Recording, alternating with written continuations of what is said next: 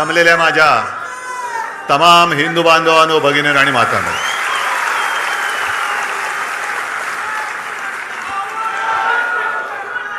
आज शिवसेनेचा 60वा वर्धापन दिन आहे आणि 60वा वर्धापन दिन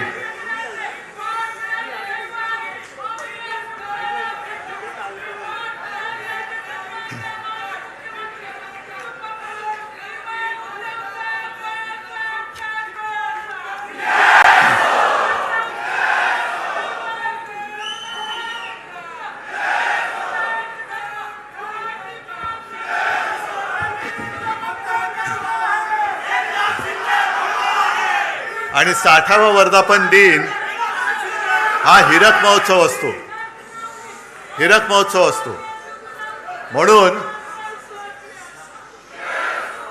म्हणून नेहमीप्रमाणे मी माझ्या भाषणाची सुरुवात केलेली असली तरी आज विशेष म्हणजे तुम्हाला सगळ्यांना उद्देशून जमलेल्या माझ्या तर आहातच, पण मला दिलेल्या हिऱ्यापेक्षा मौल्यवान जीवाला जीव देणाऱ्या शिवसैनिक बांधवांनो, भगिनी आणि मातांनो, कारण ही देणगी माझी वडिलोपार्जित आहे.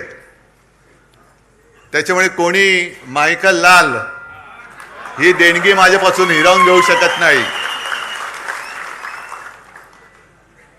आजचा वर्धापन दिन अनेकांना वाटलं असेल की दुःखी आणि कष्टाने खचून गेलेला शिवसैनिक इथे दिसेल, पण इकडे एक सुद्धा शिवसैनिक खचलेला नाही, उलट पेटलेला आहे.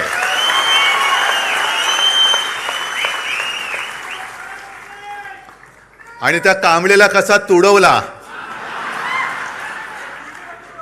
पुढचं तुम्हाला माहिती आहे. कारण अनेक जण मला सांगतात की उद्धवजी आता तरी आदेश द्या. म्हटलं आदेश बाळासाहेब कधीच देऊन गेलेत.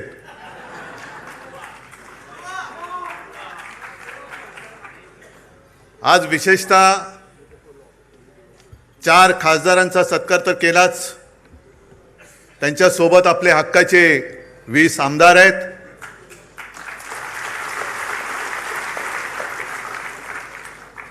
तुमच्यामध्ये बसलेले अनेक नगरसेवक आहेत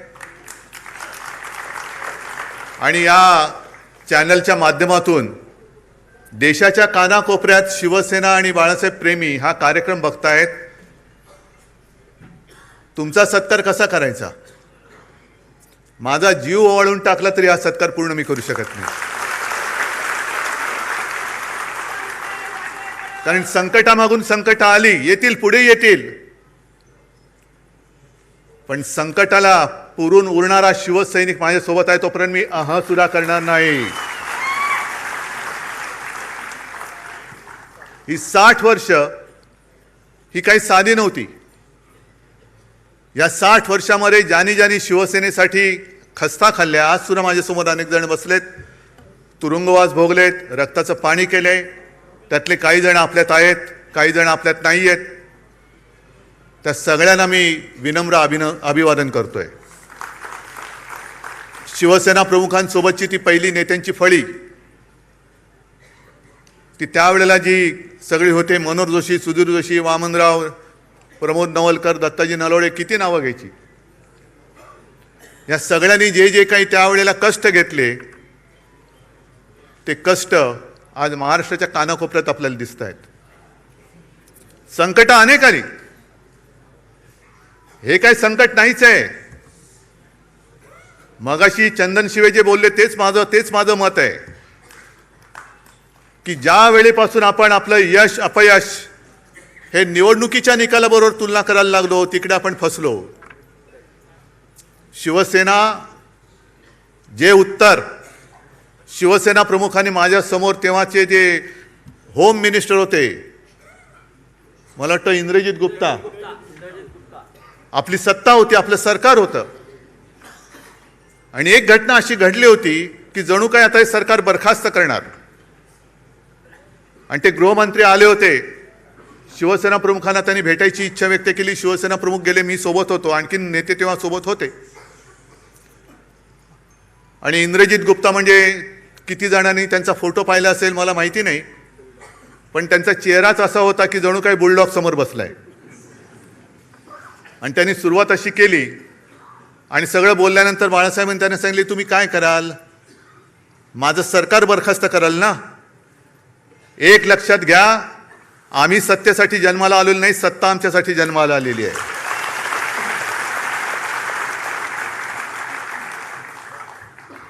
आणि 60 वर्ष त्याच्यामध्ये आणीबाणी सुद्धा आली. आणीबाणीचा काळ आणखीन भयानक होता. आणि तेव्हा तर ह्या सगळ्या गोष्टी, या सगळ्या आठवणी स्वतः शिवसेना प्रमुखांनी सांगितलेल्या आहेत की त्याही वेळेला रजनी पटेल म्हणजे आज जे आहेत त्यांच्याच राज्याचा हा शिवसेनेच्या मुळावर उठला होता. आणि त्यांनी शिवसेना प्रमुखांनी एक पत्र लिहून दिलं होतं आणि सांगितलं होतं की याच्यावर सही करा, सही नाही केली तर तुम्ही आतमध्ये जाल. आणि ते पत्र असं होतं की जणू काही शिवसेना ही काँग्रेसमध्ये विलीन करा. जे आज बोंबलत बसलेत ना, आम्हाला वाटलं शिवसेना काँग्रेसमध्ये विलीन करणार.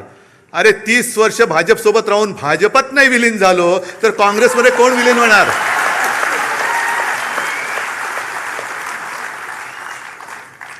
आणि शिवसेना प्रमुखांनी उत्तर दिलं होतं, मी सही करणार नाही, फेकून दिलं पत्र आणि सांगितलं, जा तुझ्या पटेलला सांग, ज्या क्षणी तुम्हाला हात लावशील तेव्हा बाहेर तुझी आरती उठलेली असेल, प्रेतयात्रा निघेल तुझी बाहेर.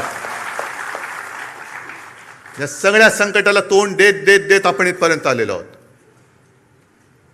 कारण काही सांगतायत.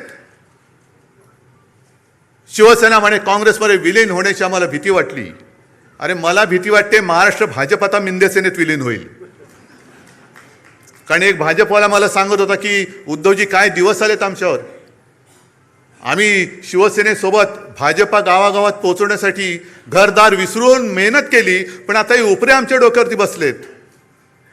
आणि म्हणे काय सांगावं, दिल्लीतनं उद्या आदेश येईल, जा मिंदेची दाढी खाजवा. मिंदेचं म्हटलं नको, एवढं पुरेसं आहे, कळलं मला पुढचं काय ते, आम्हाला खाजवावी लागते दाढी. ही अशी वेळ आली. आहे कुठे तो भाजप, आहे कुठे? आज भाजपकडे संसदेत 2/3 मेजॉरिटी अजिबात नाहीये, पण जेवढे भाजपाचे खासदार आहेत त्याच्यात 2/3 सगळे बाहेरचे आहेत, सगळे काँग्रेसमधले आहेत, इथले तिथले आहेत. म्हणजे जे मी लोकसभेच्या निवडणुकीत बोलत होतो तेच मगाशी कोणतरी एक कवी बोलले की अरे तुम्हाला राजकारणात पोरं होत नाही म्हणून आमची का पळ होत आहे? तुमच्या वांजोटेपणावर तुम्ही उपचार करा ना, विचाराचं वांजोटेपण आहे तुमच्यामध्ये. आमची कशाला पोरं पळवतात? किती पळवाल पोरून? आमची काय तुमची पोरं पळवणारी टोळी म्हणून आमची पोरं पुरवणारी टोळी नाहीये. किती किती घेऊन जाल तुम्ही? आणि काय उद्धव ठाकरे कोणाला भेटत नाहीत.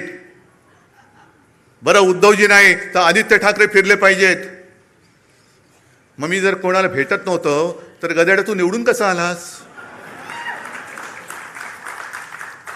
लोकसभेच्या वेळेला सुद्धा तुमच्या सगळ्यांच्या सोबत प्रत्येक लोकसभेमध्ये किमान 6 ते 10 सभा मी तेव्हा घेतल्या होत्या. 6 ते 10 तेव्हाही निवडून आलेले आहेत. पण जर का मी असं गर्वाने म्हटलं की मी तुला तिकीट दिलं, मी तुला निवडून आणलं, मी तुला मंत्री केलं, मी तुला आमदार केलं, मी तुला विधानसभेतल्या मंत्रिपदाची तिथली खुर्ची दाखवली, तर हा माझा गर्व असेल. पण मी गर्वाने नाही बोलू शकत, कारण मला माहिती आहे की उद्धव ठाकरेला किंमत नाही, उद्धव बाळासाहेब ठाकरेला किंमत आहे.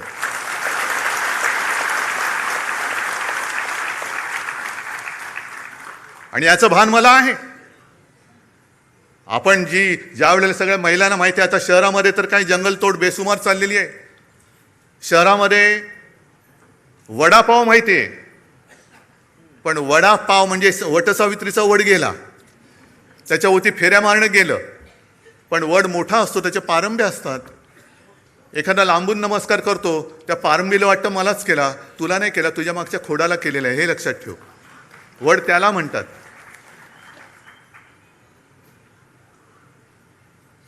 आणि मातोश्रीवरती शिंतोडे उडवत आहेत. मला कळत नाही ही कुठली अवलाद. म्हणजे ज्या शिवसेना प्रमुखांनी मराठी माणसाच्या आणि हिंदूंच्या रक्तामध्ये स्वाभिमान रुजवला, त्या रक्तामध्ये हे भेसळ कुठून आणली? ही कोणाची अवलाद आहे? ते तर कळतंय, दुसऱ्याचे बाप चोरावं लागतायत. कारण मला आठवत आहे की शिवसेनेची जेव्हा स्थापना झाली तो क्षण आजही माझ्या डोळ्यासमोर आहे. आणि त्या क्षणाचे आता साक्षीदार 2-3 कदाचित मी, चंदू मामा असे 2-3 राहिलो असू. मी अनेकदा सांगितलेलं आहे की तुमच्या सगळ्यांपेक्षा सगळ्यात ज्येष्ठ शिवसैनिक मी आहे. कारण शिवसेनेच्या स्थापनेचा नारळ हा माझ्यासमोर फुटलेला आहे आणि त्यातनं उडालेले तुषारे माझ्या अंगावरती उडालेले आहेत. नाही, तुम्ही त्या क्षणाला तिकडे हजर नव्हतात. खरसीकर बोलतात मी होतो म्हणून. मी तेव्हा तिकडे हजर होतो आणि ते तुषार माझ्या अंगावरती उडाले. मी मागेही बोललोय की मला कल्पना नव्हती की ते उडालेले तुषार मला एवढं भिजवून टाकतील. ती पूर्ण शिवसेनेची जबाबदारी माझ्या खांद्यावर येईल. तिथपासून मी शिवसेनेची वाटचाल बघतोय. कसे कसे शिवसैनिक मोठे झाले, कसे त्यावेळेला कसं सगळ्यांच्या एक पायाकडे हात लावला तर आता कोणाला कळणार नाही. कटकट्या असायचा, माहिती आहे कोणाला? काय? रामपुरी. आणि ते हे आमचा टाइमपास तोच. आम्ही शाळेतली मुलं सगळे लालबाग परळ, तेव्हा परेल नव्हतं, परळ होतं. शिवसैनिक यायचे आणि तेच सुरक्षा कवच. आणि कुठून दुसरीकडनं पण सगळे शिवसैनिक यायचे.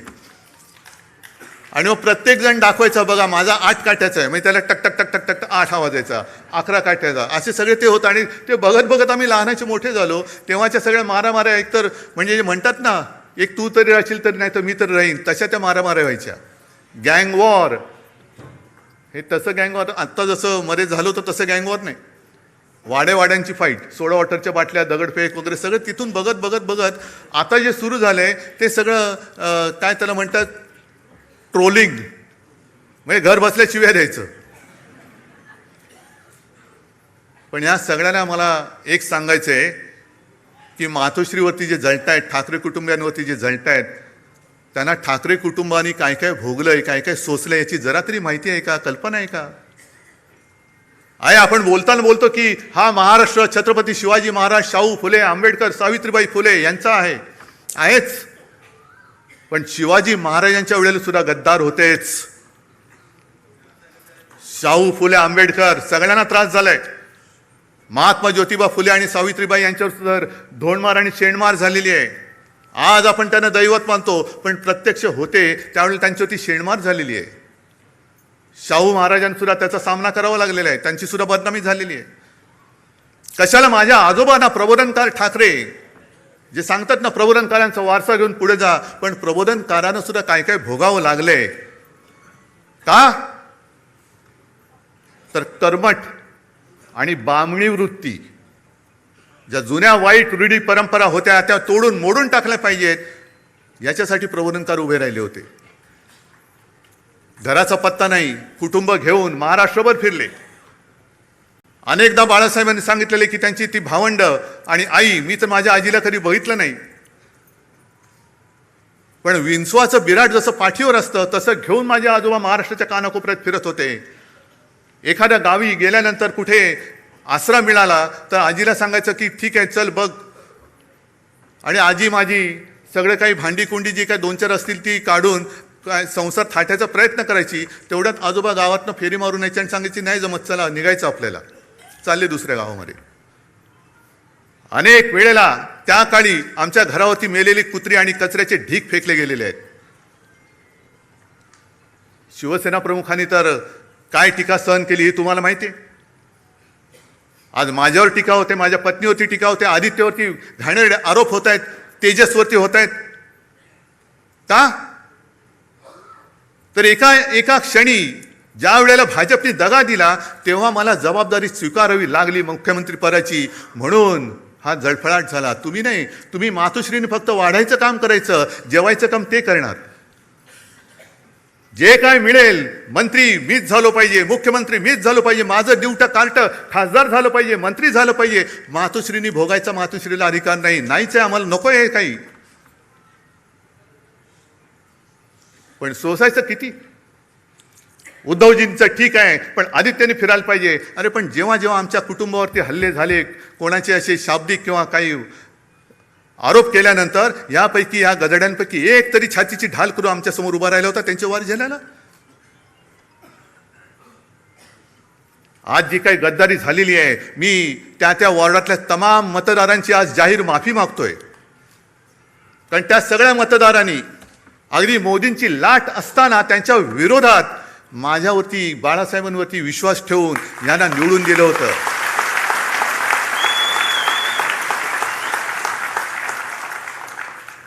जे आम्हाला डिवचलं जात होतं की तुमची मोदींच्या चेहऱ्यावरती खासदार निवडून आलेत, मोदींचा चेहरा न वापरता आपल्या शिवसेनेचे 9 खासदार डौलाने निवडून आले होते.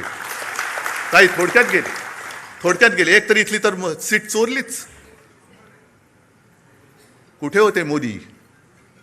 आणि त्याच्यानंतर म्हणजे तेव्हा भाजपचे 20 पेक्षा जास्त खासदार ते पण 9 झाले. आणि आज परत फोडाफोडी कशासाठी फोडताय? काय मिळवायचंय काय तुम्हाला? म्हणजे सत्ता पिपासू किती व्हायचं? सरदार वल्लभभाई पटेलांनी मराठवाड्यामध्ये पोलीस कारवाई केली. ती का केली होती? रजाकारांना घालवण्यासाठी आणि तो प्रांत आपल्या देशात आणण्यासाठी म्हणून पोलीस कारवाई केली होती. आणि यांनी काय केलं? 2-2.5 लाख सीमा सुरक्षा दल घुसवलं. कुठे घुसवलं? बंगालमध्ये एका महिलेला हरवण्यासाठी निवडणूक आणि स्वतःचा पक्ष जिंकण्यासाठी देशाचं सुरक्षा दल तुम्ही वापरता. कोणालाच काय वाटत नाही. ममता बघा कशा लढतायत. काय होतंय? हारल्यानंतर किती देशामध्ये प्रतिक्रिया उमटली. 2.25-2.5 लाख फौज जर तुम्ही निवडणूक जिंकण्यासाठी वापरत असाल, स्वतःच्या पक्षासाठी वापरत असाल, तर मणिपूरमध्ये का नाही घुसवत? अजून 12 वर्ष होऊन गेली. पाकव्याप्त काश्मीरमध्ये अजून का नाही घुसवली? चला उद्या घुसवा. शिवसेना तुम्हाला जाहीर पाठिंबा देते.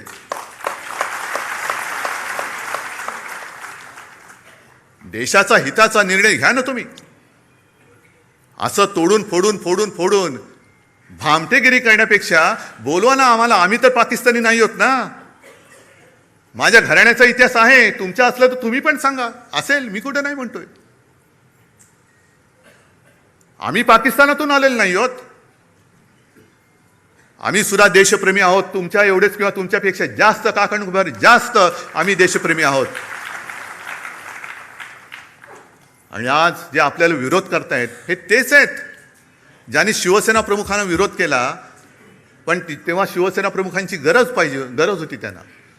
माझ्या आजोबांना विरोध करणारे हे गोमूत्रधारी जे होते त्या प्रवृत्त्या परत बोकाळलेल्या आहेत.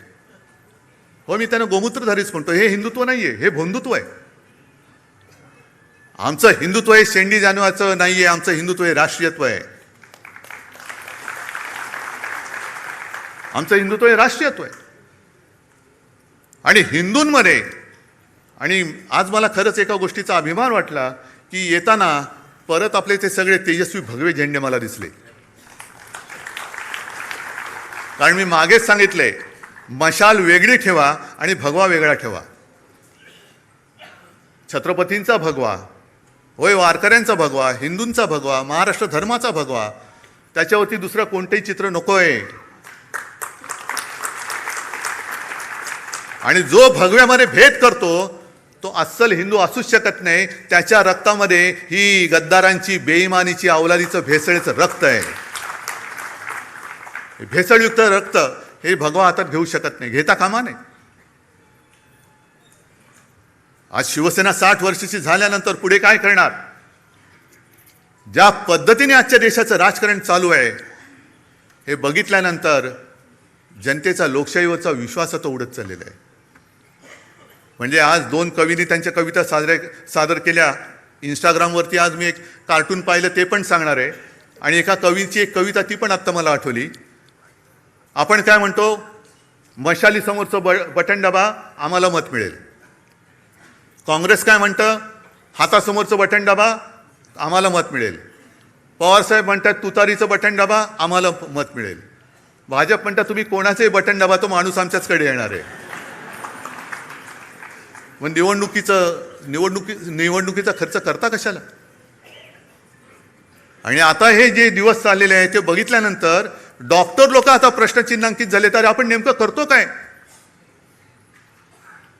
कारण जे कार्टून मी म्हणत होतो ते सोशल मीडियावरती आज आले. एका सोने चोराला पोलिसांनी पकडलंय आणि तो चोर त्यांना सांगतो, हो साहेब, चोरी म्हणू नका, ऑपरेशन गोल्ड म्हणा. त्याशिवाय डॉक्टर आता गोंधळलेत की आपण चोरी करतोय की ऑपरेशन करतोय. पण हे असं ऑपरेशन जर होत असेल तर तुम्हाला सगळ्यांना आणि आपल्या देशाला मिळून ऑपरेशन कमळ करावं लागेल. हा लोकशाहीचा धोका आहे. लोकशाहीला हा धोका आहे. देश असंच जर का चालत राहिलं तर देश अराजकाच्या दिशेने चाललेला आहे. ही मला वाटणारी भीती आहे. मी भाकीत करणारा नाहीये. ज्योतिषावरती तर माझा बिलकुल विश्वास नाहीये. पण समोर, म्हणजे तुम्ही आता समोर दिसतात तेच भवितव्य आहात. कारण ज्या देशामध्ये तरुणाईला झुरळ म्हटलं जातं, मानलं जातं, त्या देशाचं भविष्य काय असणार? आपल्याला जे काही या निवडणुका जिंकतायत, वाटेल ते करून निवडणुका जिंकतायत आणि पदं बळकावतायत. बरं, एवढं तर कमी पडतंय. तुमच्याकडे बहुमत आहे तरी स्थानिक स्वराज्य संस्था असतील, आणखीन काही असेल, पलीकडनं कोणाला अर्जच भरू द्यायचा नाही. अर्ज भरला रे भरला की उचल त्याला. कशासाठी हे करताय? एवढं सगळं मिळून तुम्ही जाणार आहात कुठे? काय करणार आहात देशाचं? आणि मग ते जे नड्डा बोलले होते की देशामध्ये फक्त एकच पार्टी राहील, वन नेशन वन इलेक्शन, हा एक भाग. पण यांची वाटचाल वन पार्टी नो इलेक्शनकडे चाललेली आहे. एकच पार्टी राहील, दुसरी पार्टी राहताच कामा नये आणि सगळं काही आमचं, ह्याच्याकडे या दिशेने चाललेली आहे. पण त्यांना मला सांगायचंय, भाजप सुद्धा कधीकाळी आपला दोस्त होता, त्यांना मला एक प्रेमळ सल्ला द्यायचा आहे की तुम्ही या वाटेने जाल तर दीर्घकाळ सत्ता तुम्हाला लाभणार नाही. आणि ज्यांना आपण आपल्या देशाचं भाग्यविधाते समजतो त्या तरुण मुलांना जर का तुम्ही झुरळ समजत असाल तर एक लक्षात घ्या, आपलं स्वातंत्र्य हे निवडणुका जिंकून मिळालेलं नाही. त्या वयातल्या मुलांनी क्रांती केली म्हणून आपल्याला स्वातंत्र्य मिळालेलं आहे. ती मुलं जर का पेटली तर हे तुमचं सरकार सुद्धा राहणार नाही. काढा ना, काय वय होती? खुदिराम बोस 17 वर्ष, अनंत लक्ष्मण कानेरे काय वय होतं? भगतसिंग काय होतं वय होतं? राजगुरू काय वय होतं? ही सगळ्यांची वय काढा. ही आताचा जो काही शब्द आहे जेनझी, त्या जेनझीच्या वयोगटातली सगळी मुलं होती. काय बेकार होती? अशीच फिरत होती. त्याला काय उद्योगधंदे नव्हते. चाफेकर बंधू किती वर्षाचे होते? पण त्यांना माहिती पण नव्हतं देश स्वातंत्र्य नाही, माझा देश गुलाम आहे, माझी भारत माता गुलामगिरीत राहता कामा नये. मेलो तरी 72, पण मी माझ्या देशाला स्वतंत्र करेन. आता देश म्हणजे कोण? आपण. देश म्हणजे मला एक शाळेमध्ये धडा होता, देश म्हणजे देशातील माणसं, दगडधोंडे नाहीत. आपण सगळे आहोत, पण आपलेच जर का दगडधोंडे झाले तर मग हे स्वातंत्र्य उपभोगणार आहे कोण? कोण उपभोगणार आहे? बरं, चला एक असा विचार करून चालतो की याच्या पुढे शिवसेना निवडणूकच लढवणार नाही. काय करणार आहेत बोला? काय करतील? बरं, तुमच्यापैकी किती राहतील माझ्यासोबत? बघा, एकही तिकीट मिळणार नाही. मग काय करतील? कारण का मरमर मेहनत तुम्ही करायची, निवडून आपण आणायचं आणि यांचे खोके खोक्यावर खोके. म्हणजे शेतकरी रडतोय, त्याच्या मालाला हमीभाव नाही, पण आमदार खासदाराचा हमीभाव ठरलेला आहे. म्हणजे शेतकऱ्याला, कैलास पाटील परवा सांगत होते, ते सांगतील शेतकऱ्याला आता कर्जमाफी त्यांनी दिले. आपण मुक्त म्हणतो, ते माफी म्हणतायत. कर्जमाफीमध्ये त्यांनी अशा अटीतटी शर्ती टाकलेल्या आहेत की शेतकरी म्हणाल मेलो तरी चालेल पण तुझं कर्ज नको, मी भीक नको, पण कुत्रावर. म्हणजे शेतकऱ्याला तुम्हाला धड कर्जमुक्त करायचं नाहीये, शेतकऱ्याच्या मालाला किंमत द्यायची नाहीये, पण नुसते आमदार खासदार आणि नगरसेवक आणि हे विकत घ्यायचे. वा, एवढा पैसा आहे तुमच्याकडे? निवडणुकीच्या आधी लाडकी बहीण आणि आता 80 लाख महिलांचं ते त्यांची ओवाळणी काढून घेतलेली आहे. काय टर्रेबाजी करत होते, दाढी खाजवत फिरत होते. काय मिळाले की नाही, मिळाले की नाही. पण मला एका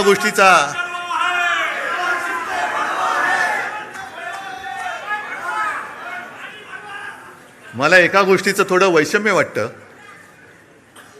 की अरे मेहनत तुम्ही केले ना, मत तुम्ही दिले ना, मग जाब विचारण्याचा अधिकार तुम्ही का सोडताय? का नाही जाब विचारत? हिम्मत होते कशी?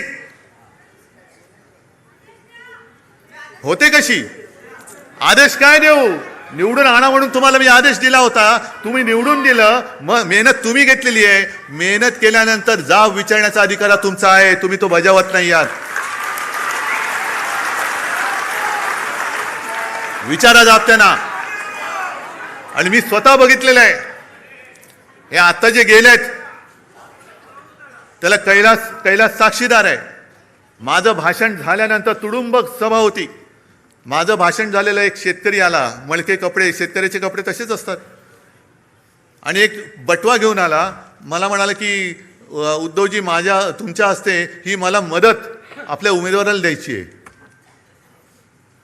किती असेल हो त्याच्यामध्ये पैसे? हां, काय शेतकऱ्याची कमाई किती असेल, किती पैसे असतील त्याच्यामध्ये? मी नाही बघितले. पण एवढूसा बटवा होता, पण तो प्रेमाने द्यायला आला होता, आणि त्या प्रेमाच्या 1 रुपयाने ती निवडणूक आपण जिंकलो होतो. समोरून पैशाचा महापूर होता, धबधबे कोसळत होते. 50 कोटी काय, 100 कोटी काय? का तर शिवसेनेला हरवायचं. त्याच्यासाठी हा हरामाचा पैसा हे आपल्या समोर ओतत असताना शेतकऱ्यांसारखी साधी गरीब माणसं त्याच्या कष्टाचा पैसा देऊन आपले खासदार त्यांनी जिंकून आणले होते. कुठे फेडाली पाप? कुठे फेडाल? आणि तेच उमेदवार बोलले होते की खंडोजी खोपडे नाव घेतलं तर तुम्ही काय म्हणता, सूर्याजी पिसाळ नाव म्हटल्यानंतर तुम्ही काय म्हणता. मग 400 वर्ष झाली तरी त्यांच्या कपाळावरचा गद्दारीचा शिक्का पुसला नाही. यांना किती वर्ष लागतील यांच्या कपाळावरचा शिक्का पुसायला? हे ज्यांनी विचारलं त्यालाच विचारा, आता तू काय म्हणतोय?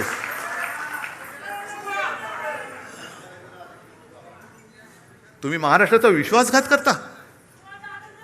अरे त्यावेळेला आपल्या महाराष्ट्राने तो त्यांचा अश्वमेध अडवला होता. हा पराक्रम महाराष्ट्राने केलेला आहे. त्याही वेळेला काँग्रेस सोबत होतीच ना. काँग्रेसच्या नेत्यांच्या सभा तुम्हाला हव्या होत्याच ना. आज एकदम तुम्हाला वाटायला लागलं की शिवसेना काँग्रेसमध्ये विलीन होईल. शिवसेना विलीन होण्यासाठी आलेली नाहीये, तर शिवसेना ही मराठी माणसाच्या आणि हिंदुत्वाच्या रक्षणासाठी आणि न्याय हक्काच्या लढ्यासाठी जन्माला आलेली आहे. आणि मग काँग्रेसचा विषय काढलाच आहात तर तेही तुम्हाला सांगतो, काँग्रेसने सुद्धा आपल्याला छळलंच नाही, म्हणतच नाही मी. आपला अर्ध्याहून अधिक आयुष्य हे काँग्रेस बरोबरच्या दुश्मनीमध्ये, राजकीय वैरामध्ये गेलेलं आहे. अगदी टोकाचं वैर, अगदी काय तिखट टीका आपण केलेली आहे. आणि टीका कोणासाठी केली? भाजप सोबत होता आपल्या म्हणून, भाजपसाठी म्हणून. काही वेळेला त्यांचे वार शिवसेना प्रमुखांनी त्यांच्या अंगावरती घेतलेले आहेत. बाबरी पाडल्यानंतर हे सगळे भाजपवाले पळून गेले होते पाय लावून पार्श्वभागाला, तेव्हा शिवसेना प्रमुख फक्त उभे राहिले होते. कोणासाठी उभे राहिले होते?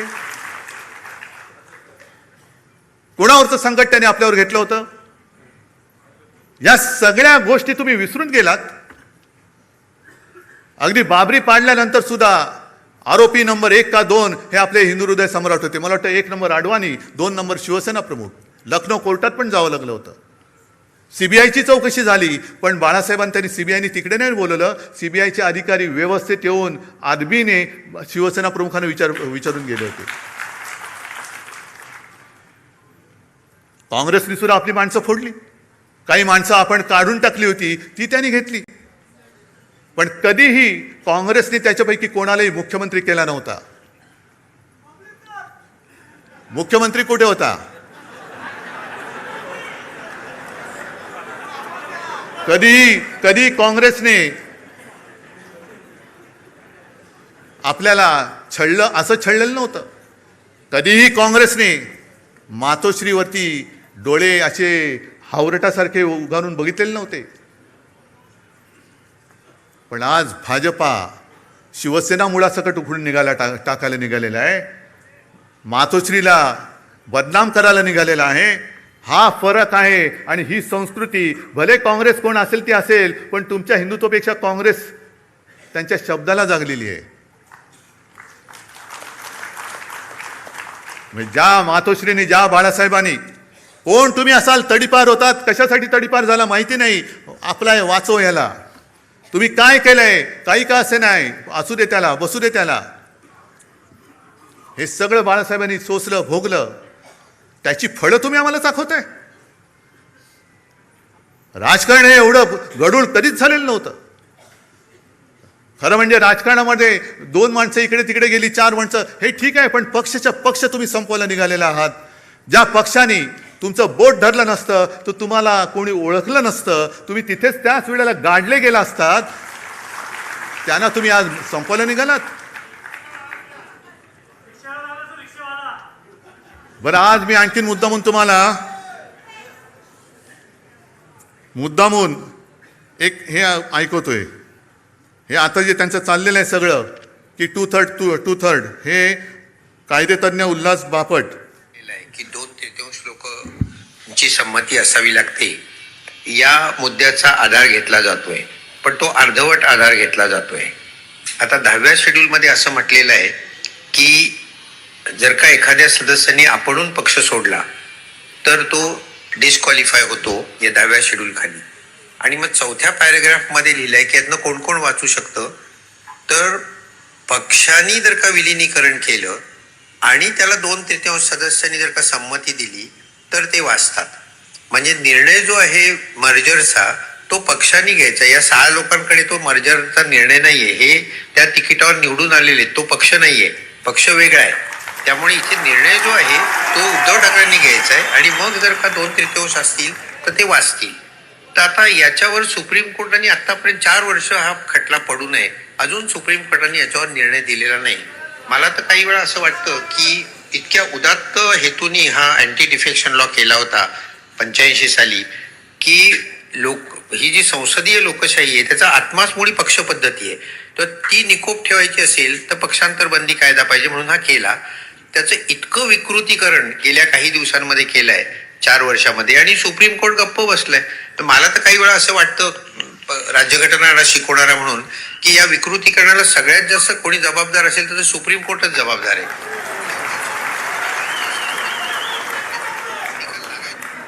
बोला. आता उद्या आमच्या आणि बापट साहेबांच्या डोक्यावरती हातोडा पडेल सुमोटो. कारण झालंय काय की एका बाजूने सुप्रीम कोर्ट आणि आमचे कायदा मंत्री बॅडमिंटन खेळतायत आणि मध्ये आमचं शटलकॉक झालंय. संविधानाचं पण शटलकॉक झाले. हा त्याच्याकडे, तो त्याच्याकडे, तो त्याच्याकडे. अरे देशाची बरबादी होते आणि तुम्ही तिकडे मजा मारत बसलात.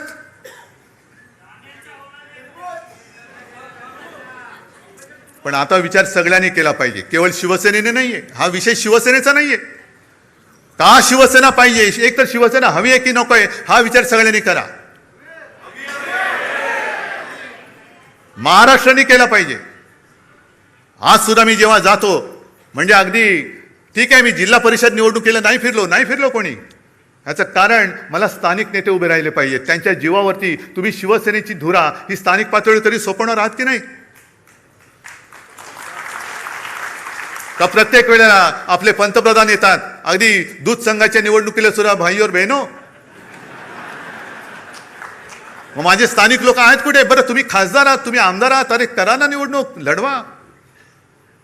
पण ज्या वेळेला आपत्ती आली होती मराठवाड्यावरती, या गेल्याच वर्षी जमीनच्या जमीन वाहून गेली होती, शेतकऱ्याची जमीनच्या जमीन, महापुरामध्ये घरं वाहून गेली, भांडीकुंडी वाहून गेली, वह्या पुस्तकं वाहून गेली.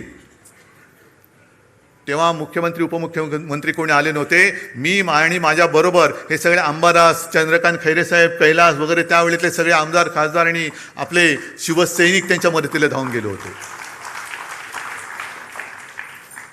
मी मुख्यमंत्री होतो हे सांगावं का लागतंय?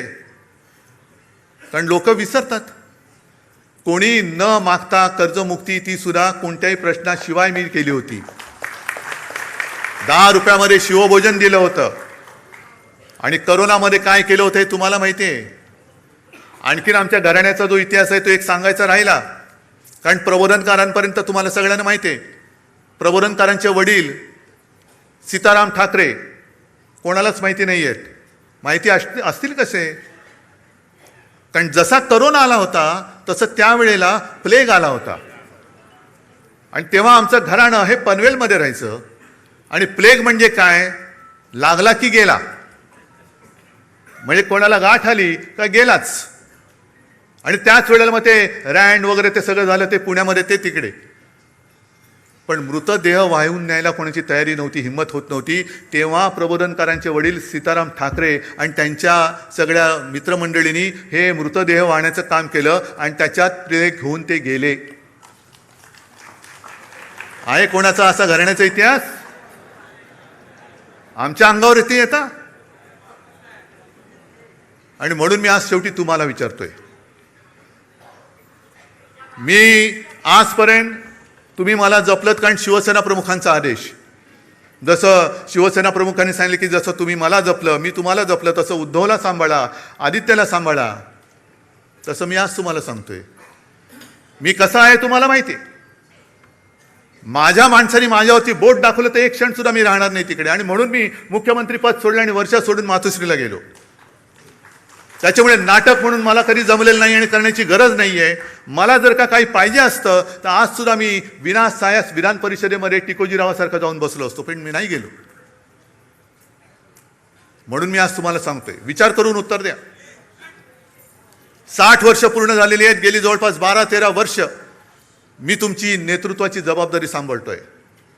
पण जे आरोप माझ्यावरती होत आहेत ते जर तुम्हाला खरं वाटत असतील तर तुम्ही मला सांगायचं, मी आत्ता या पदावरनं पाय उतारवायला तयार आहे. फक्त माझी एक अट आहे की ही सोन्यासारखी शिवसेना चोराच्या दरोडेखोराच्या हातात जाऊ द्यायची नाही.